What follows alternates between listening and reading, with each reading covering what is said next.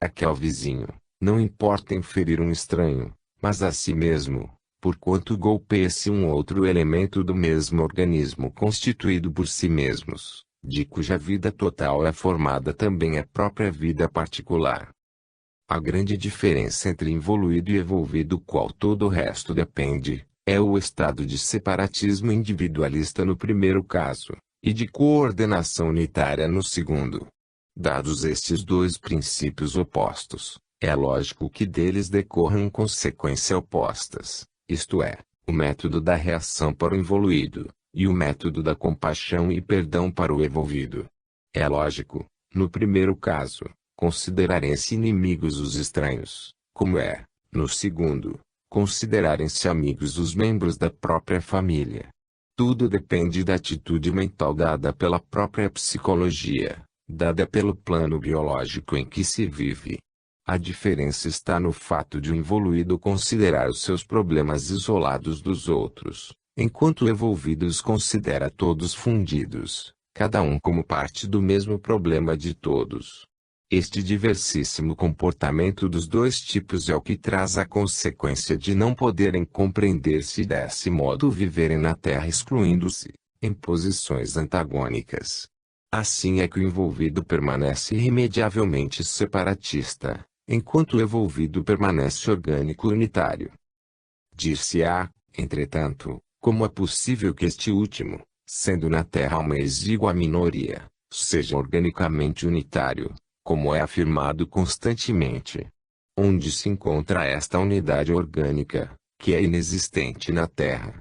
Precisamos recordar não só que a Terra não é o universo todo e que as formas terrestres de vida não são todas as formas de vida, mas também, que o evolvido é um exilado na Terra, pertencendo a outros grupos étnicos, situados em outros planos, com outra forma de vida. Este, nascendo na Terra, traz consigo os métodos de sua raça, métodos que não são os do nosso mundo. Se neste nosso mundo aqueles métodos não vigoram e são mal recebidos, isto não exclui que alhuras eles não deixem de funcionar plenamente. Devem existir, pois, mundos do maior progresso, em que o Evangelho, com os seus princípios de convivência fraterna, deve constituir uma posição já alcançada, uma realidade vivida e não uma meta longínqua a alcançar, uma realidade futura.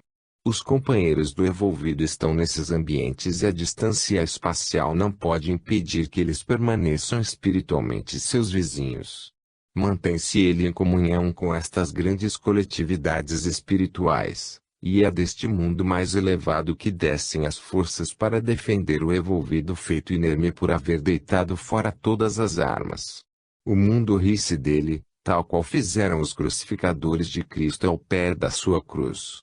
O mundo ri-se dele por vê-lo desarmado e fraco, mas não sabe que ele é o mais armado de todos, a quem, depois de muitas pequenas vitórias dos involuídos, destinadas à eliminação recíproca, pertence exclusivamente à última vitória. A ignorância do involuído é tamanha que ele não só consegue acreditar que o homem evangélico é um débil, quando, em vez disso, é o mais forte, o único vencedor verdadeiro, assim como supõe que a vida é tão pobre de meios e de tão reduzida a inteligência, que deixa os seus pontos mais vitais desprotegidos, ao dispor da prepotência dos menos evolvidos.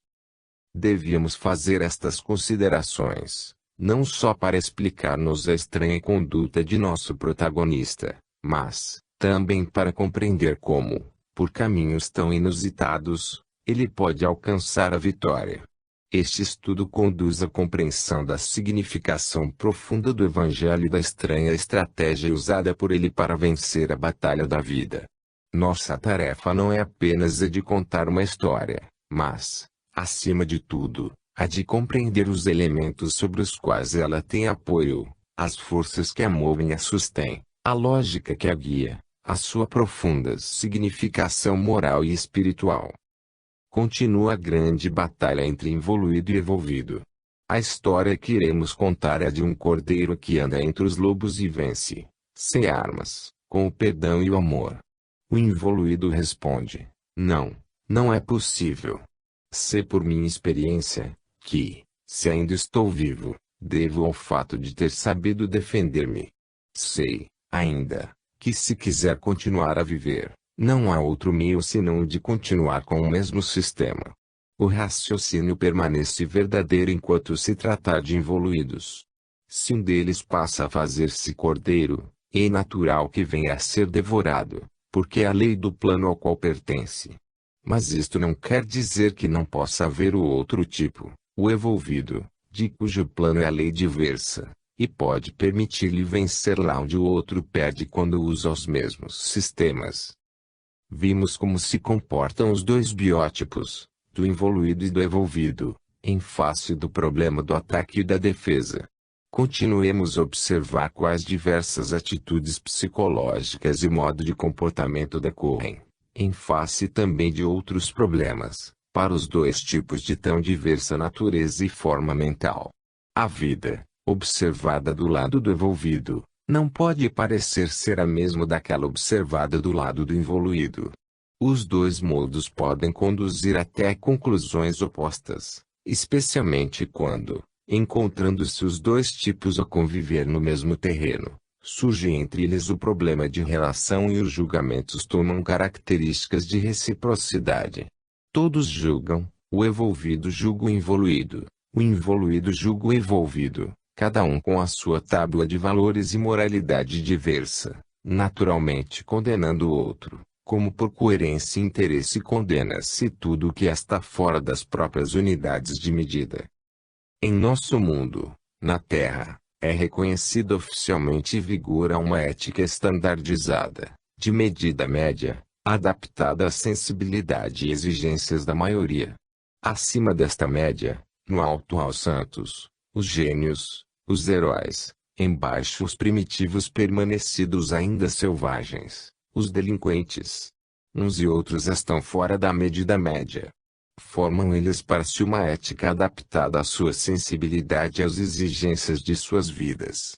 Mas, sem tocar estes pontos extremos, sendo inumeráveis as graduações do desenvolvimento evolutivo pessoal, estando cada um situado em pontos diversos da escada, há por isto, um contínuo trabalho de adaptação daquela ética geral ao próprio caso particular.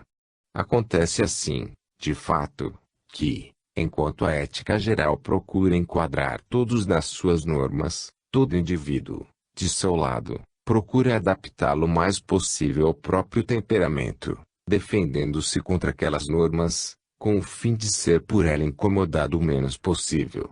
O moralista, que dita as leis da conduta humana, deve fazer suas contas com esta resistência por parte do material vivo sobre o qual aquelas leis devem incidir. Se as contas forem erradas, se a resistência for demasiado forte, quando as leis exigem mais do que a maioria pode dar, então, é o legislador e a sua ética que vão para o ar. Poderão ser descuradas as minorias, que terão de resolver de per si o seu problema, mas não se poderá pretender possuir a força de dobrar as massas, exigindo delas o que não podem dar. O mundo está repleto de leis, religiosas e civis, de costumes sociais, de normas de todo quilate, que estatuem qual deve ser a conduta do indivíduo.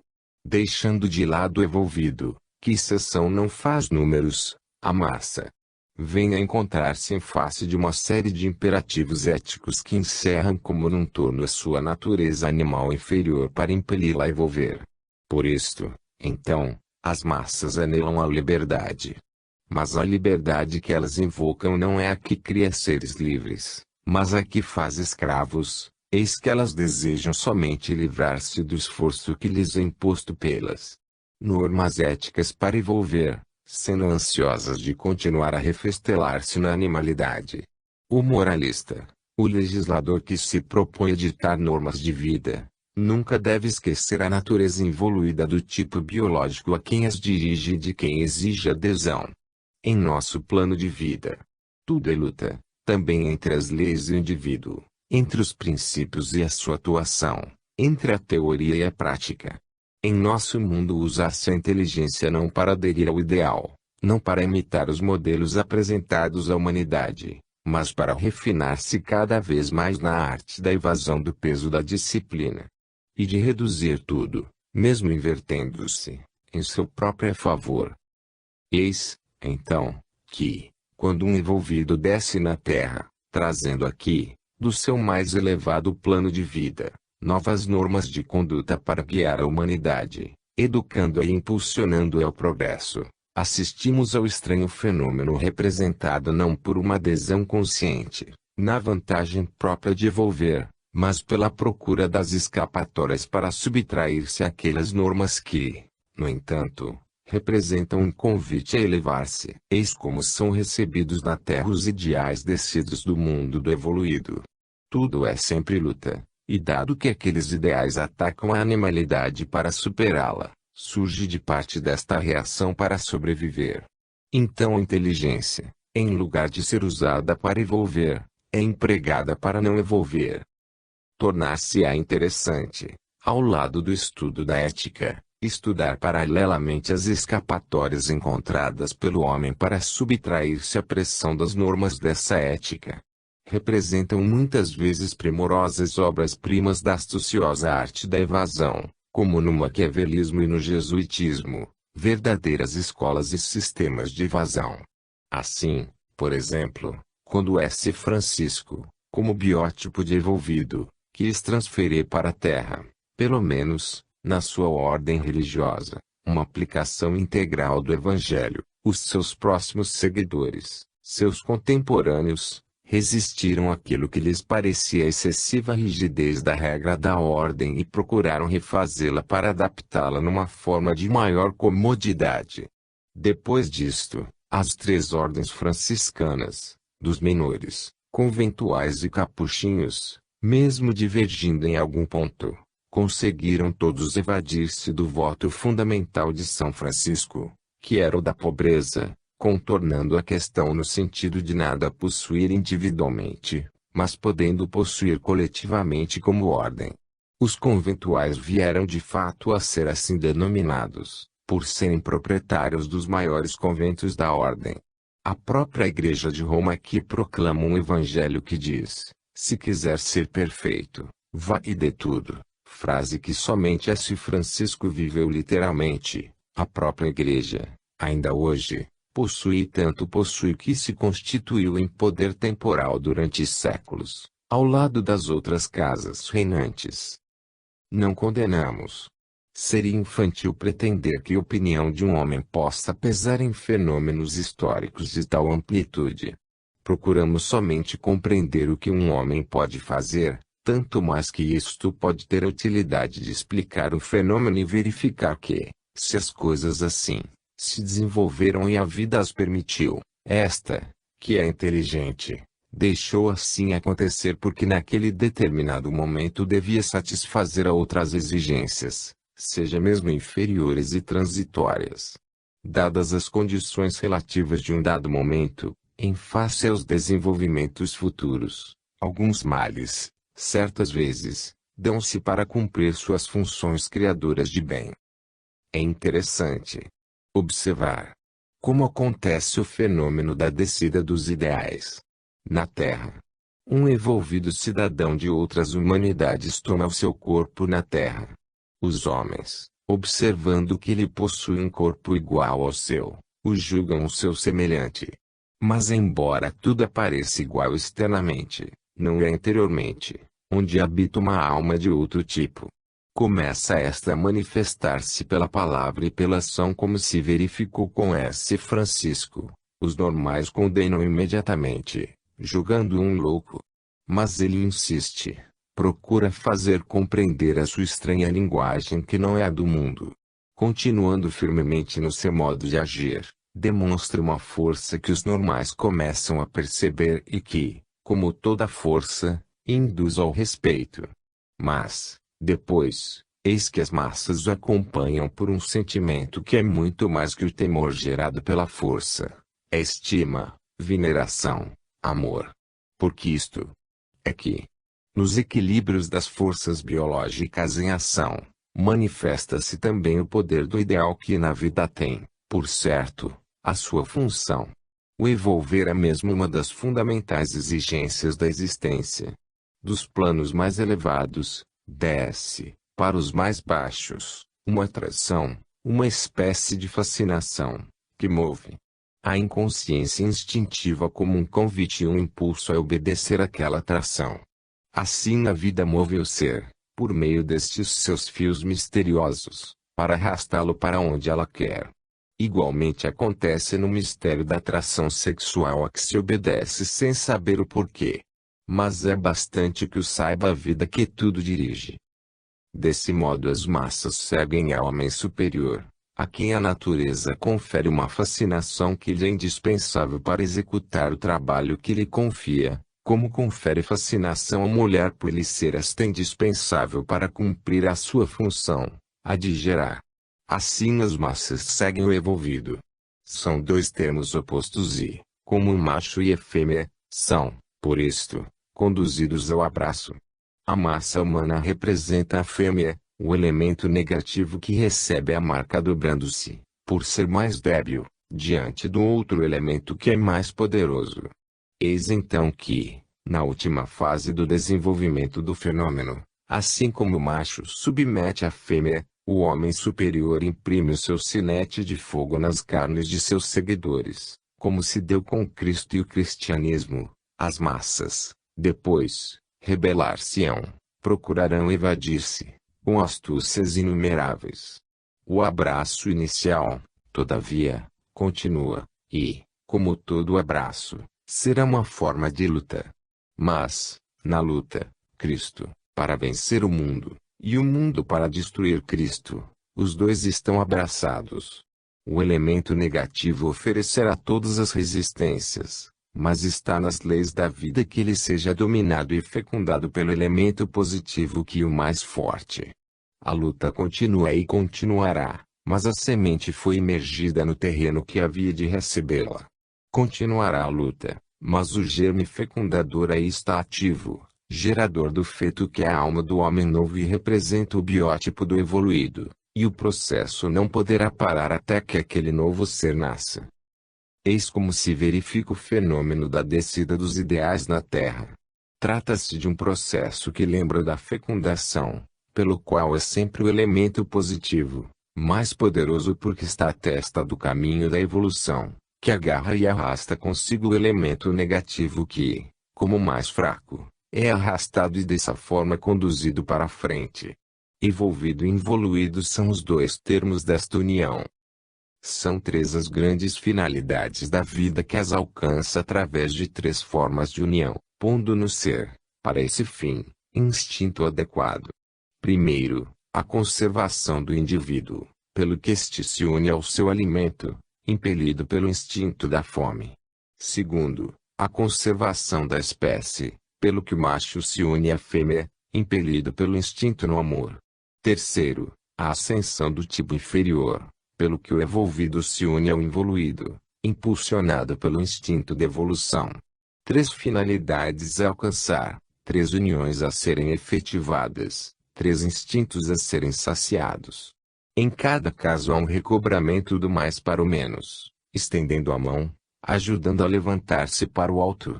E, então, o menos torna-se instrumento do mais, como meio para a sua realização. Isso mostra-nos como a vida é uma, não obstante os seres se distanciem nos seus diversos planos. Mostra também como, dividida nos seus particulares, permanece compacta por ser regida por princípios uniformes que estabelecem uma rede universal de relações que entrelaçam tudo a tudo. Estamos no reino do relativo, em que todo ser é um fragmento e, como tal é incompleto, sendo, por isso mesmo, continuamente impelido à procura do seu termo complementar do qual necessita para completar-se. O termo complementar do evolvido é o involuído. Por isto Cristo amou, mais do que todos, os humildes, os pecadores, a ovelha perdida. Este é o destino fatal dos mais adiantados, o de se sentirem atraídos pelos mais atrasados, por ser esta exatamente a função biológica do evolvido, isto é de os fazer progredir. É esta atração que explica o seu instinto de sacrifício em prol dos piores, os que, exatamente, mereceriam menos tal sacrifício. A vida é lógica, econômica e utilitária. Se ela cumpre este contrassenso, havemos de presumir que ela possui seus bons motivos, que aliás, são os acima referidos. Podemos, assim, compreender também racionalmente por que Cristo tomou sobre si os pecados do mundo e o que isto significa em face dos princípios positivos da vida. De outro lado, o termo complementar do involuído é o evolvido. Aquele persegue este, mata depois rebela-se, mas o seu ponto de referência, seja mesmo em forma negativa, é sempre aquele, o evolvido. Quem blasfema contra Cristo, afirma sua existência e poder. Esta é a manifestação do inferior, ávido de destruição. É com a agressão que ele pode manifestar o seu maior grau de interesse. Sendo inferior, submergido no antissistema, o involuído é negativo e, sendo tal, assim como ama bestialmente com a violência, assim mesmo une-se com a revolta. É a sua maneira de expressão, conforme a sua natureza. O mundo está unido a Cristo para enganá-lo, traí-lo, explorá-lo, mas mesmo assim, a seu modo, está unido a ele, que permanece sempre, para todos, tanto para quem o ama, como para quem o odeia, o termo de referência, a unidade de medida dos valores, o farol que indica o caminho, também para os que não querem andar. Agora podemos dizer que temos sob as nossas vistas a exata posição do evolvido e a do involuído em face das leis da vida. Podemos compreender suas diversas atitudes em frente aos ideais que representam o futuro da evolução, encontrando-se os dois tipos em posições opostas, e é natural que seja oposto o seu comportamento. Situados em face desses ideais, o evolvido é levado espontaneamente a vivê-los. O involuído, contrariamente, procura escapar-lhes. Este é o índice revelador da natureza do indivíduo. Na posição avançada dos ideais, o involuído encontra-se deslocado, enquanto o evolvido encontra-se bem, no seu ambiente natural. A natureza do indivíduo é imediatamente manifestada claramente pela atitude por ele tomada em face desses ideais, positiva para o evolvido, negativa para o involuído. O primeiro procura subir para melhorar-se cada vez mais, é levado, por isto, a praticar mais do que pregar, mais a querer ser, do que querer aparecer. O involuído procura submeter os outros sob o peso de todas as virtudes, impor aos outros o esforço da ascensão que a ele não interessa, por isso, levado mais a pregar do que a praticar, a querer aparecer mais do que querer ser. Cada qual age conforme a própria natureza e com isto revela-se. Continuemos a observar o comportamento diverso dos dois tipos, de modo que cada um possa reconhecer-se de per si. Colocado diante de seus próprios defeitos, o evolvido não se sente ofendido, mas procura corrigi-los uma vez que seu escopo é o de melhorar. Se observa defeitos dos outros, procura advertir particularmente para aconselhar e melhorar, não para acusar, procurando o bem do próximo e não uma ocasião para desacreditá-lo. Aviso que aceito, por trazer o bem e isso é feito com amor. Contrariamente, o involuído, posto em face de seus defeitos, ofende-se e não procura corrigi-los, justifica-os e defende-os, eis que seu escopo é o seu triunfo egoísta, a afirmação do eu. Se encontra defeitos nos outros, procura acusar o próximo, sem buscar compreender a sua fraqueza, a sua luta para melhorar, as dificuldades para superar a própria animalidade. Acusa-o, por estar em culpa e defeito contra os grandes ideais, exaltando-os, assim, ao negativo, como meios de agressão e condenação. Nenhum aviso particular oferece para ajudar a melhorar e corrigir, mas escandaliza-se, como o direito dos puros, dos juízes, a cujo lado involuído gosta de colocar-se.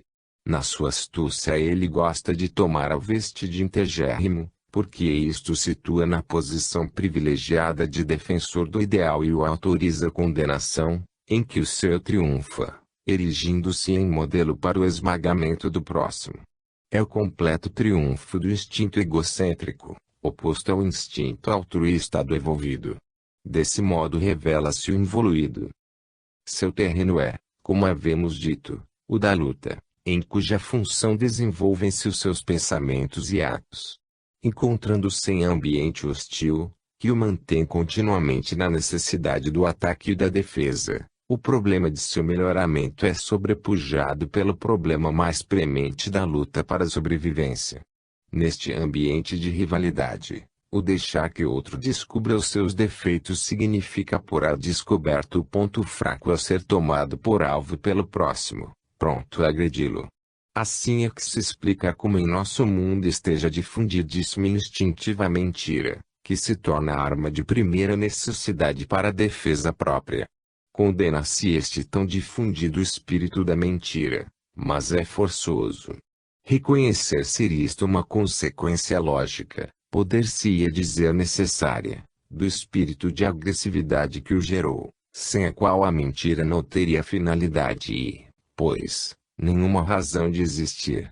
É lógica, por parte da vida, que quando a agressividade tenta pô-la em perigo, ela se defenda com todos os meios mais aptos, de conformidade com a elevação do plano em que tenham de funcionar. A mentira, de fato, desaparece espontaneamente no plano do evolvido, onde o dominante espírito de sinceridade elimina automaticamente o espírito da mentira, caindo este de per si, não havendo mais, naquelas condições nenhuma necessidade do mesmo para viver. Assim é que a luta torna o plano de vida do involuído um terreno repleto de traições, uma rede de enganos, uma ficção contínua. Para melhor enganar protesta a sinceridade. A convivência social, num regime que embora não aparente, é substancialmente feito de luta, continuamente educa e obriga esta ficção. Isto permite a possibilidade de múltiplas interpretações dos aspectos bifrontes de todos nossos atos. Isto leva à formação de uma nossa segunda personalidade fictícia, sobrepondo-se à verdadeira para escondê-la. Essa segunda personalidade, a mais considerada, porque sendo a que aparece por fora, o julgamento da opinião pública baseia-se sobre ela e é este julgamento que, em nosso mundo, estabelece o valor do indivíduo. A opinião pública inconsciente, irracional explosão de instintos elementares quase sempre egoístas e agressores, incompetente a julgar por ignorar as verdadeiras causas, mas assim mesmo sempre pronta a fazê-lo, embora, pela própria ignorância, esteja exposta a ser enganada pela astúcia dos mais espertos e menos honestos. A vida é utilitária e neste ambiente convém mais aparentar, o que produz estima e confiança, do que realmente ser. No ambiente do evolvido demonstrar as próprias debilidades significa receber compaixão e ajuda, não desprezo e condenação é. Por isto, é possível a sinceridade. Mas é natural que, num ambiente onde se vai à procura das fraquezas do próximo para destas fazer alvo, a vida se afaste de uma sinceridade que para ela se torna perigosa. Seria absurdo pretender que a vida ande contra si mesma. No plano do involuído, o egocentrismo isolacionista dominante separa cada indivíduo do outro, encerrando nos seus problemas pessoais, ignorando os problemas dos outros. Aí os defeitos e respectivos males dos outros não são os próprios.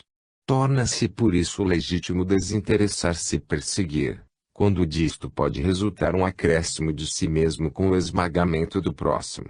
O contrário dá-se no plano do evolvido, em que o estado orgânico dominante une todo indivíduo ao outro, situando como parte interessada na boa solução dos problemas do próximo. Neste plano, os defeitos e respectivos males dos outros valem os próprios, e, portanto é dever e útil interessar-se por eliminá-los uma vez que representam defeito e mal para todo o organismo de que se é parte e, pois, mal de todo seu elemento componente. É natural, assim, que o modo de comportar-se dos dois tipos biológicos seja completamente diverso quando o problema da vida nos dois planos está implantado de modo completamente diferente. Tudo tem sua razão de existir e está no seu justo lugar. Devemos ter em conta o fato de que no plano do involuído dominam insensibilidade e ignorância. Para poder efetivar-se a evolução nestas condições, em pleno regime de separatismo e de luta, é que se tornam necessários os duros golpes que os involuídos se desferram reciprocamente, já que é nesta reciprocidade agressiva que eles cursam a escola necessária. Este é o duro pão indispensável para a dureza dos dentes dos involuídos. A escola da evolução deve usar meios proporcionados à sensibilidade dos alunos. Tratados com espírito de sacrifício próprio poderia, em determinados casos, representar um convite à inércia e à exploração. Muitas vezes a condenação da opinião pública, a feroz acusação do vizinho, de que se ressentem os malefícios, representam o único meio que consegue se fazer sentido e percebido pela insensibilidade dominante.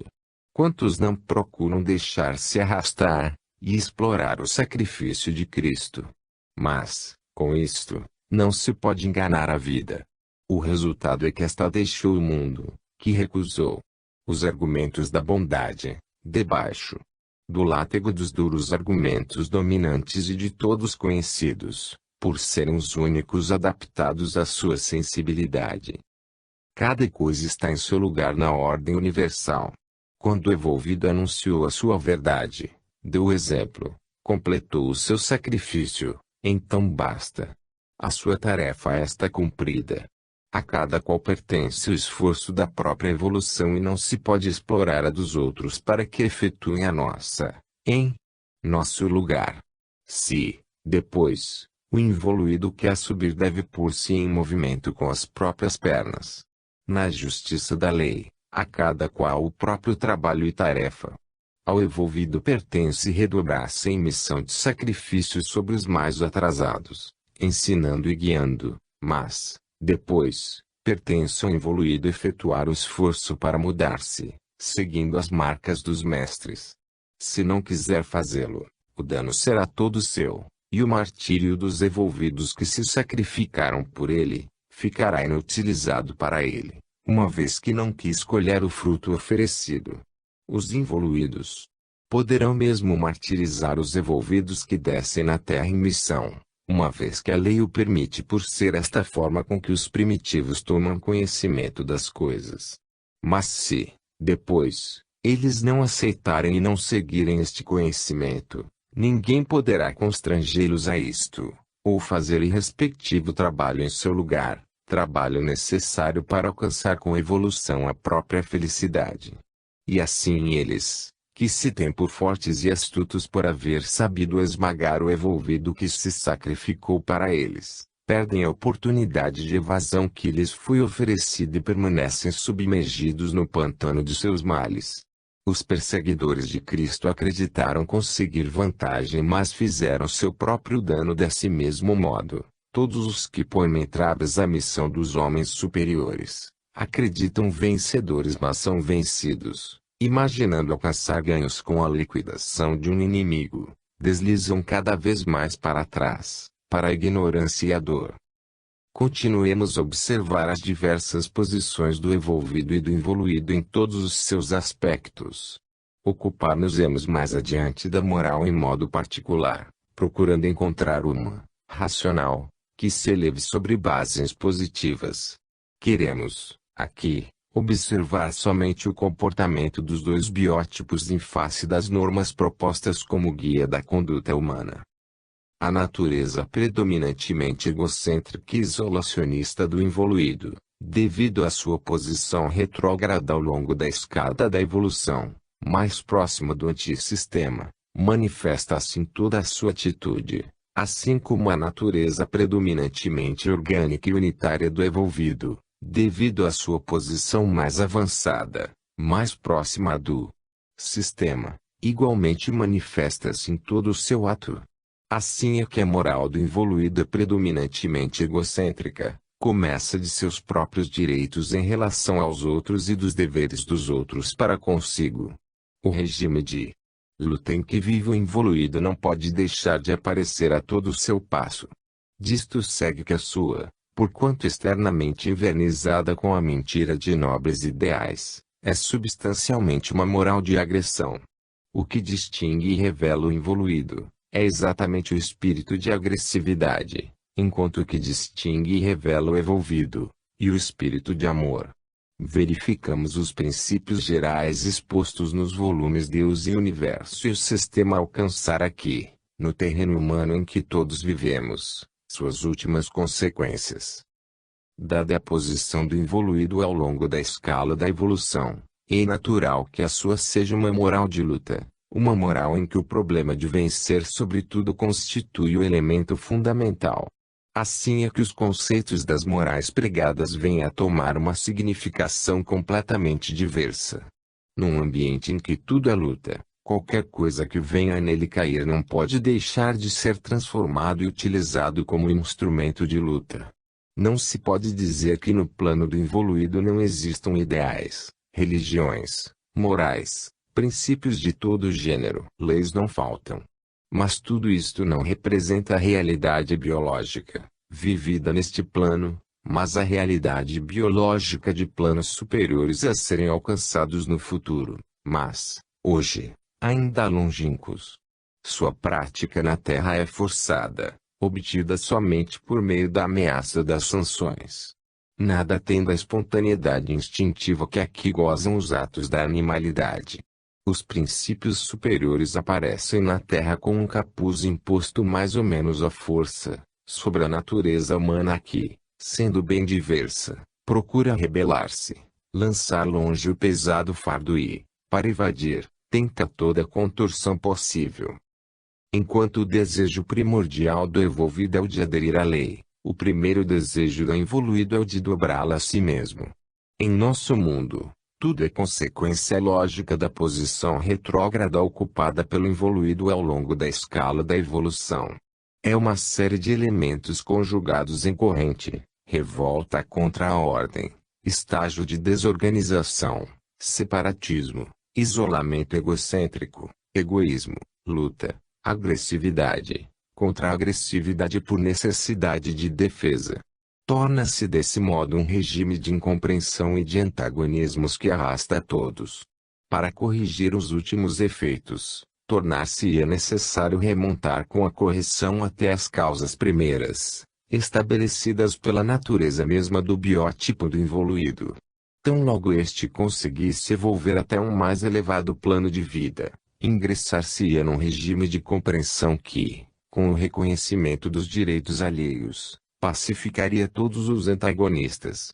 Mas na situação atual, com pretender que a crítica alheia, se esta é movida não por amor e para melhorar, mas sem amor, para acusar, venha a ser recebida de boa mente, sem que haja, em quem a receba, a explosão do espírito de agressividade de que aquela está repleta. Quem é que não estaria pronto a aceitar e agradecer a intervenção do próximo, quando isto fosse feito a fim de bem? Como podemos pretender que a vida dê ao indivíduo o instinto contraproducente de aceitar o que lhe resultaria em dano por ser movido por espírito de agressividade? E como podem ser diversas a crítica e a reação que ela provoca, quando se vive num regime de luta? Quando nos encontramos em face de tais reações, a culpa estará em quem as cumpre ou em quem as provoca, colocando a outra parte na necessidade de defender-se. Por vezes acontece, nestes casos, de usar-se um evangelho invertido. Este, de fato, prega a paciência e o perdão, desarmando o homem no terreno humano. Coisa ótima para quem se move contra aquele, no mesmo terreno. Levanta-se então a bandeira do evangelho por ser este o melhor meio para desarmar o inimigo.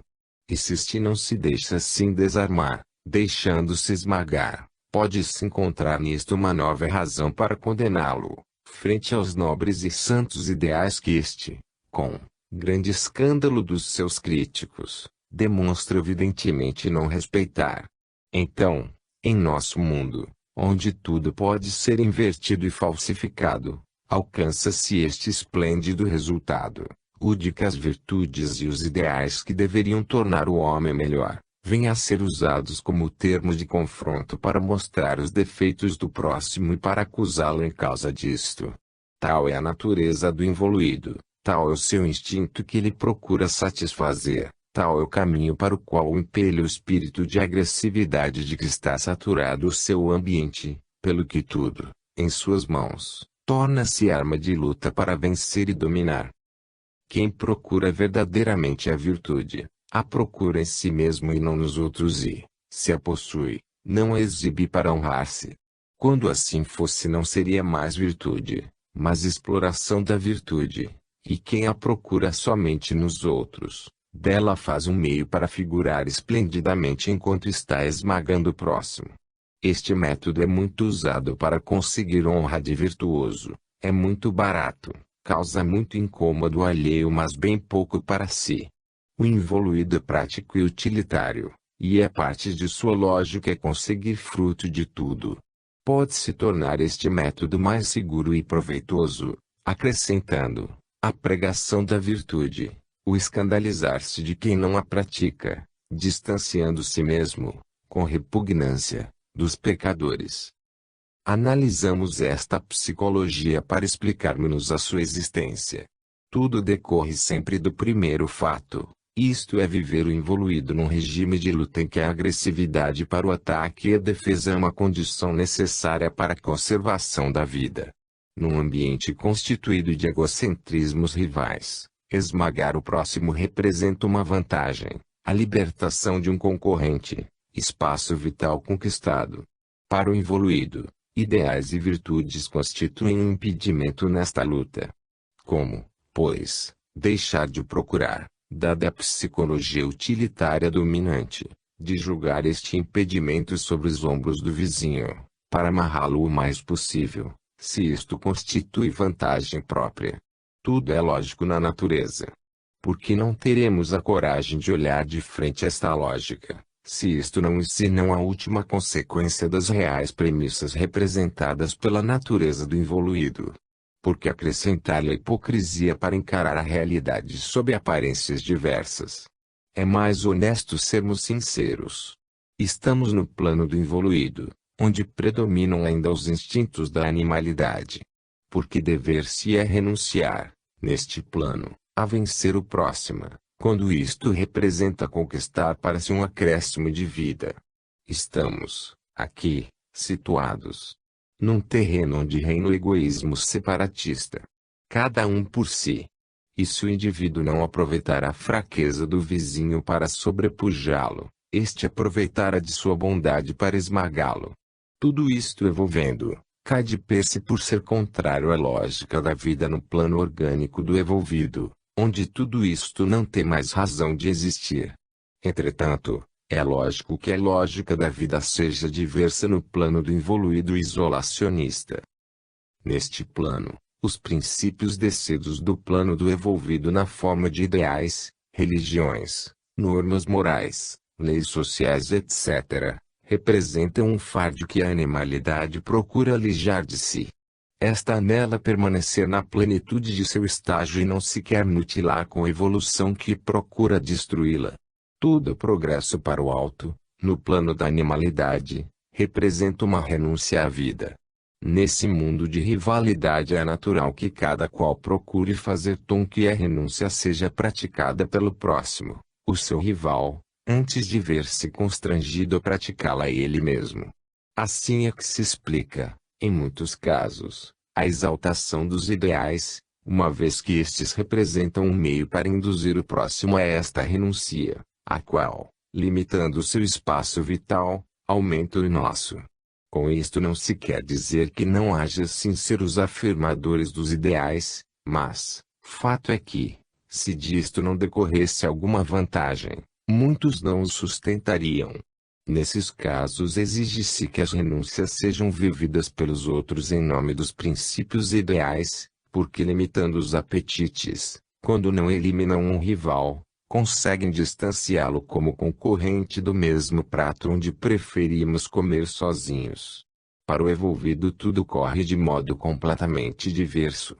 Uma vez que o seu centro vital está situado em outro plano, é natural que a vida alcance seus objetivos em outra forma. No caso do involuído, em forma egocêntrica; no do evolvido, em forma orgânica unitária, exatamente porque o primeiro está situado mais perto do antissistema, que possui aquelas características, e o segundo, contrariamente, está situado mais perto do sistema, que possui as opostas. De fato, no plano do primeiro, a plenitude da vida alcança-se com o triunfo da animalidade, enquanto no plano do evolvido alcança com o triunfo da espiritualidade. Para o involuído, contra as vantagens oferecidas pela prática dos ideais e das virtudes, interpõe-se a barreira representada pelo esforço necessário à subida até aquele plano em que o evolvido, que o alcançou, colhe naturalmente aquelas vantagens. Assim é que, no plano deste, as virtudes que tanto pesam para o involuído, são praticadas espontaneamente, sem esforço, como se verifica com todas as qualidades adquiridas no estado de instinto. Para o evolvido as virtudes representam uma norma de vida das quais experimentou a utilidade, uma disciplina que valoriza o que a segue, uma lição bem assimilada. Para o involuído, em vez disso, as virtudes representam uma norma nova que pretende inverter o seu mundo para construir um outro, prometendo efeitos dos quais não se experimentou ainda a utilidade, conhecendo-se, entretanto, o peso do sacrifício necessário para alcançá-los. Assim é que, se o envolvido se encontra em face dessas normas na posição de aceitação natural, o involuído vem achar-se em posição de rebelião e de defesa. Desse modo este último defende-se contra as normas superiores da ética, da mesma forma como se defende contra todos os outros perigos que o ameacem, sendo esta a atmosfera do seu ambiente. Entretanto o mundo está repleto de harmonias maravilhosas, cuja compreensão é fonte de imensas alegrias, está repleto de potencialidade gratuita para quem for digno de possuí-la, do mesmo modo como os espaços estão cheios de energia que gratuitamente move massas incomensuráveis de matéria. Aquelas harmonias e alegrias são desconhecidas pelos primitivos que vivem submergidos num mundo de agressão recíproca, e, portanto, de perigo e ansiedade contínuas. Aqui a potência é disputada e fragmentada por não sermos dignos de possuí-la. Também assim na Terra onde tudo está acorrentado à atração, propriedade da matéria, e, por isso, toma-se custosa toda a energia necessária para movimentar qualquer pequena massa. O envolvido é como um bólido que, liberto da material atração terrestre, pode livremente viajar pelos espaços usufruindo de energia gratuita a que tem direito todo aquele que se tornou digno de captá-la. Então, o mundo, que para os primitivos está repleto de terrores, manifesta-se sob aspecto de todo diverso, como um mundo de ordem e de harmonias, em que a vida é garantida por um Deus, não mais iracundo e vingativo, mas verdadeiro Pai de todos.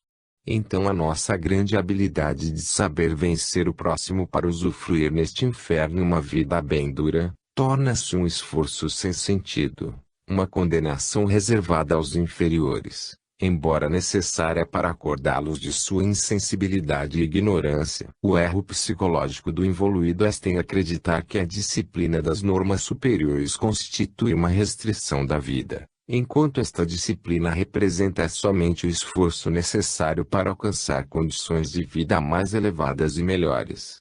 A ignorância do primitivo está em não compreender que a luta para sobrepujar o próprio semelhante não produz senão resultados imediatos e transitórios, enquanto a verdadeira luta que deveria ser travada é a da superação do próprio plano de evolução, por ser esta a única luta produtora de resultados decisivos. Embora longínquos o permanecer encerrado na própria psicologia constitui a maior condenação do involuído, mas este é o natural e inevitável efeito de sua ignorância. Esta é própria do seu plano e ele não poderá sair enquanto não souber efetuar o esforço da superação. Em face da disciplina que deseja coordená-lo num sistema orgânico, ele se sente prisioneiro, rebela-se como faria uma fera posta a viver num dos nossos apartamentos. Se o homem civilizado acha-se muito melhor na casa do que na floresta, o primitivo, sentindo-se engaiolado, praticará os esforços para evadir-se. Para este, permanecer nesse ambiente civilizado representa algo fora do seu concebível. Ele está inexoravelmente amarrado à lei do seu plano. Os seus esforços desenvolvem-se conforme esta lei e para ele sua posição relativa tem valor absoluto. E não compreende que, pregando e não praticando, o ato de querer encerrar o próximo, em vez de si próprio, na gaiola das virtudes, não constitui astúcia em seu favor, mas prejuízo para si próprio. Se quisermos verdadeiramente ganhar, cada um de nós deverá tomar o seu fardo e carregá-lo para envolver. É tão só para o primitivo ignorante que pode parecer, uma vez que está projetado para o antissistema, que o mundo seja um caos, em que a vida pertence ao mais prepotente que sabe impor-se. O que tudo regula, também nos planos inferiores, é a lei de Deus, que é ordem e justiça. Somente quando se progride ao longo da escada da evolução, começa-se a compreendê-lo, porque subindo, o ser avizinha-se ao sistema. Eis o que fica sendo o mundo do evolvido transferido para o plano do involuído. Eis porque o produto das religiões e dos ideais está feito, praticamente, mais por pregadores de virtude do que por virtuosos. Eis como as normas de uma vida superior, movimentadas pelos astutos, servem muitas vezes para apanhar os ingênuos, os honestos, todos os fracos que não sabem defender-se. Mas Deus não pode ser enganado e ele vê também atrás dos bastidores.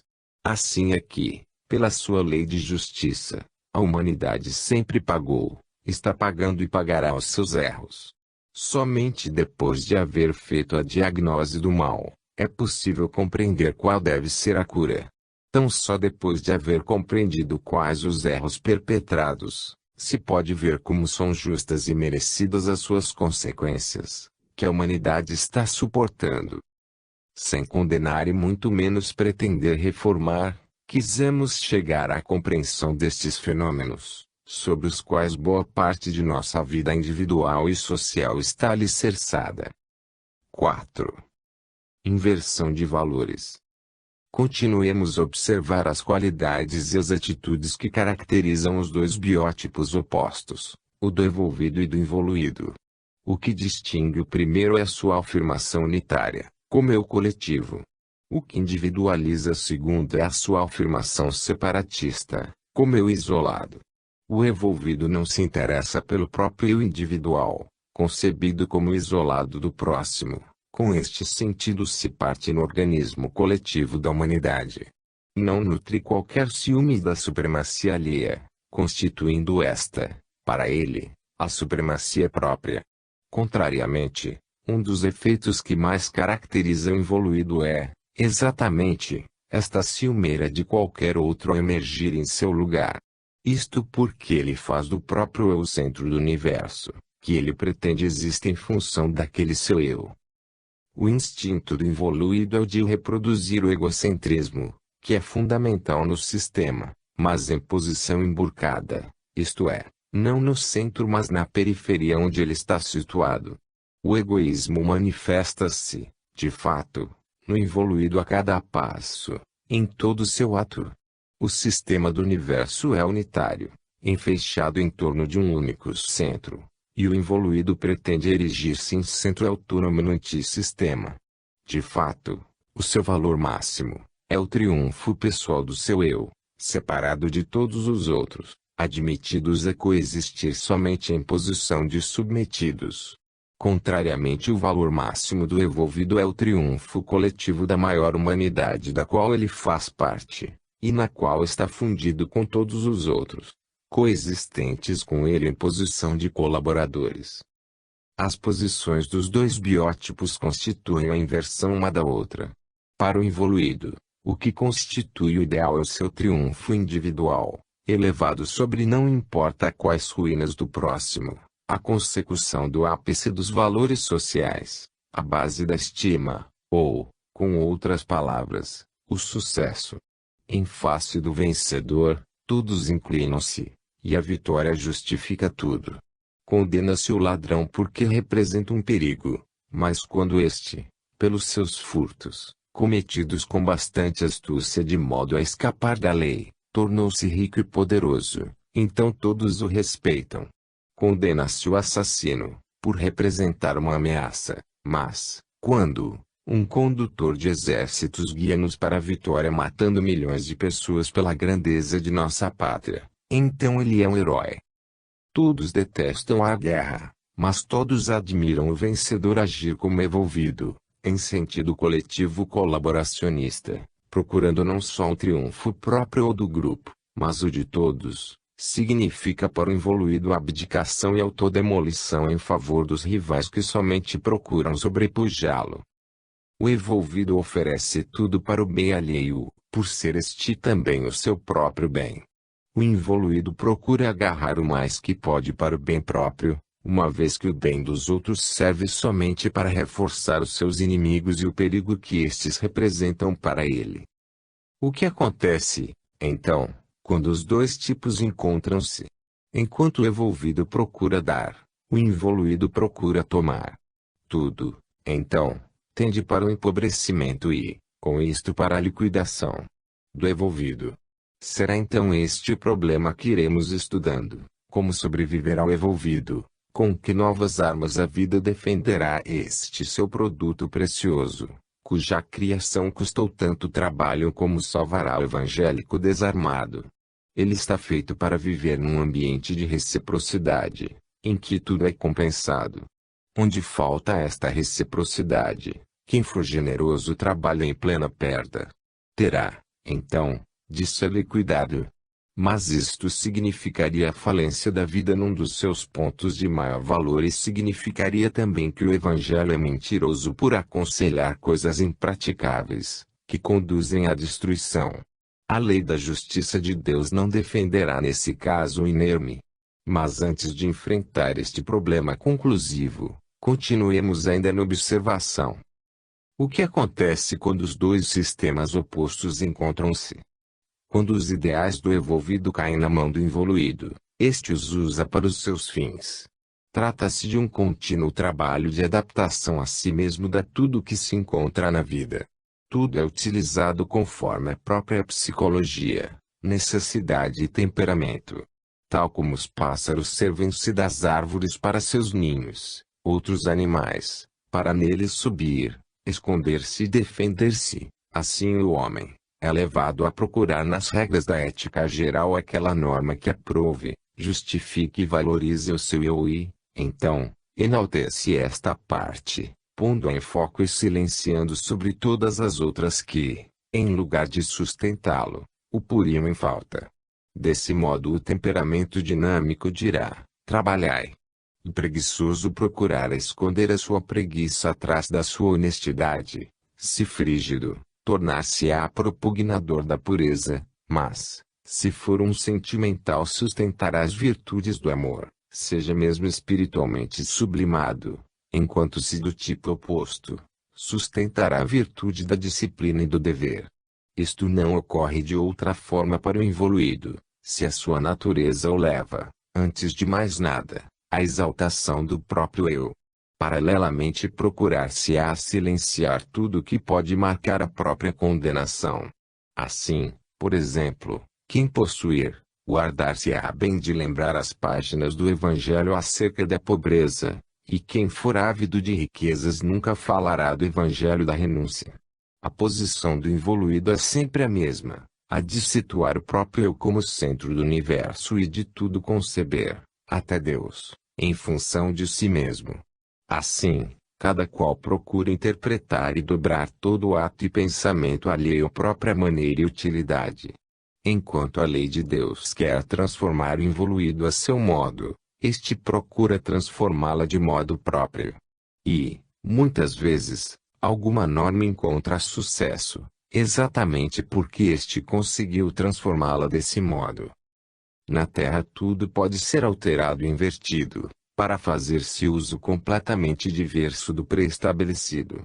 Que coisa mais digna de admiração do que estar carregado de virtudes! Como, pois, impedir que quem for sedento de admiração, para satisfazer o seu orgulho, procure mostrar possuí-las todas, fazendo-se acreditar santo? Pode então acontecer que, seres desejosos